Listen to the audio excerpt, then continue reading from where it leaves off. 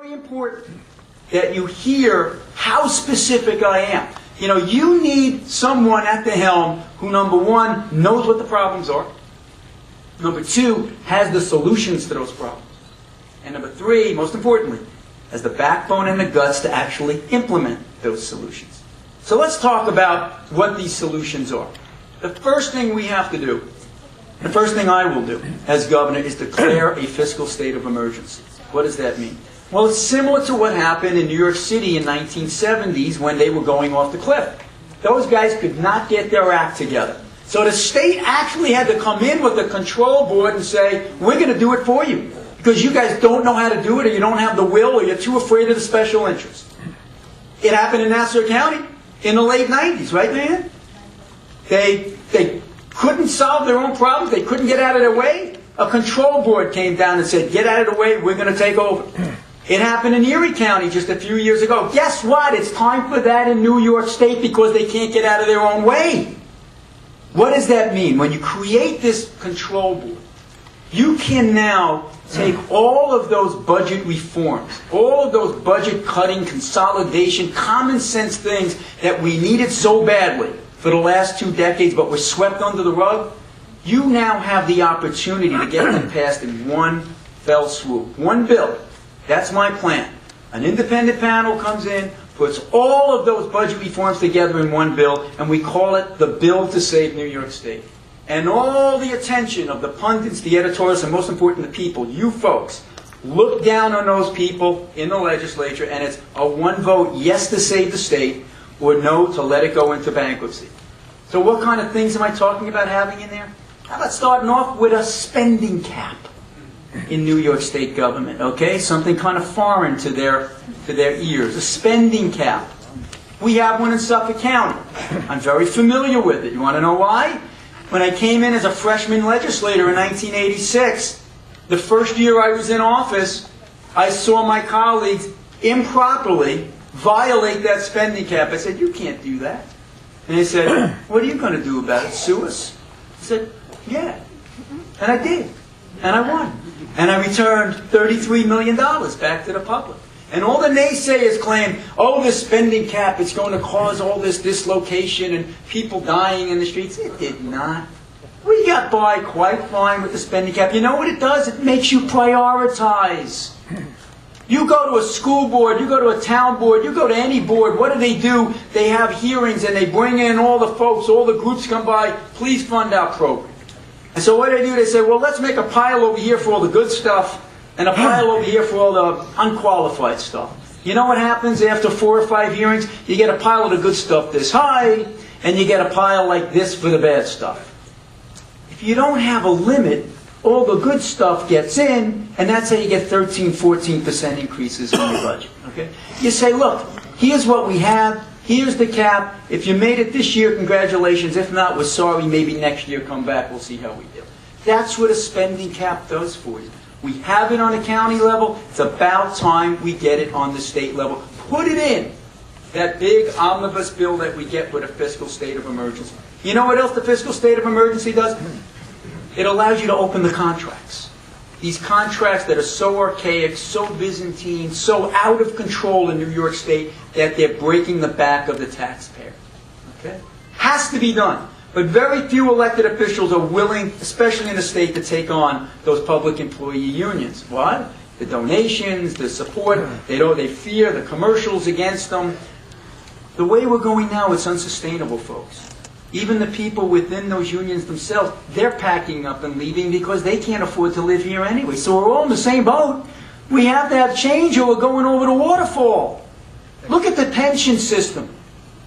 Chris Christie in Jersey made a very salient point a couple of weeks ago.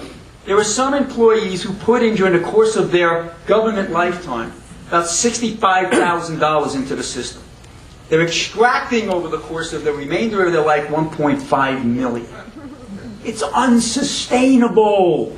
It's going to collapse. And we're seeing that happen now.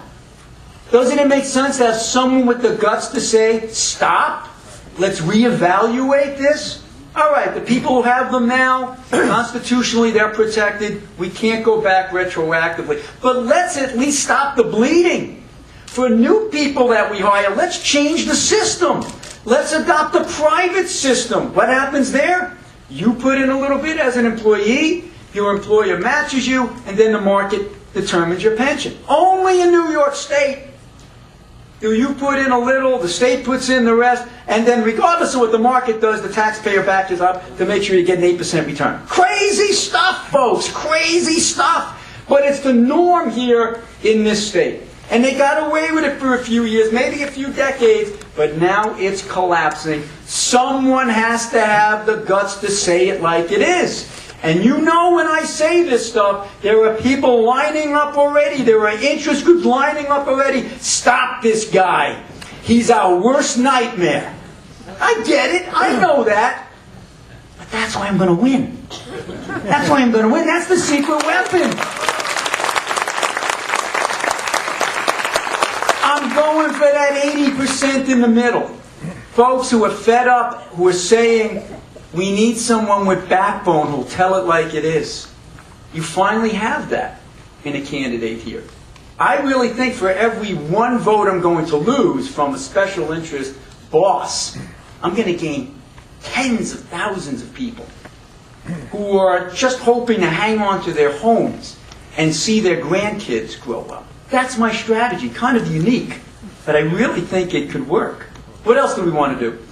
I want to give the governor the ability to impound up to 10% of the funds so you can balance your budget. I can do that. That's the way I've been able to balance my budget. I'm not talking about delaying payments to the schools and the counties like happened in the state this year. I'm talking about expunge those funds up to 10%. I've been able to do that as well. We need a local property tax cap desperately, and we need it now. Fanfare last year, all of the talk, and they actually debated it for a short time until the Assembly killed it. This year it wasn't even in the governor's budget. If I'm up there, that's top of my list within my fiscal emergency plan. Why do we need that? Because we were sold a bill of goods here. We were told that STAR was going to come to the rescue. And STAR's been helpful, don't get me wrong. We'd be a lot worse off without it. But you know the way STAR really would have worked? Is if they gave us STAR and gave us a cap at the same time. Because without the cap, all that happened with STAR is that the schools just got more money to spend. It was originally just like the lottery. Remember the lottery was going to solve all of our problems? Okay? Well, it was originally intended that every dollar you got from the lottery or STAR was going to be a substitute for $1 in property taxes you paid. But without a cap, it became a supplement to the dollar that you're paying as a property tax. So the spending just went up and up and up. And we have nothing to show for it. You know, there's this myth up there in Albany that where you have an underperforming school, the only way to fix it is throw more money at it. Just throw more money at it. That'll cure it. You know what the definition of insanity is, right?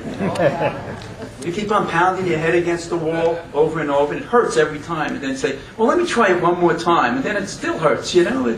Well, it's insane up there because they keep doing this over and over. You know, they don't look at the fact that maybe you need more discipline in your school, or maybe it has to do a lot with, you know, the family involvement. Maybe it has to do with how high the standards are, or whether there's accountability within your school. No, you got a problem, throw money at it. They doubled the amount of school aid to a lot of these failing schools, and it's not making one iota of difference.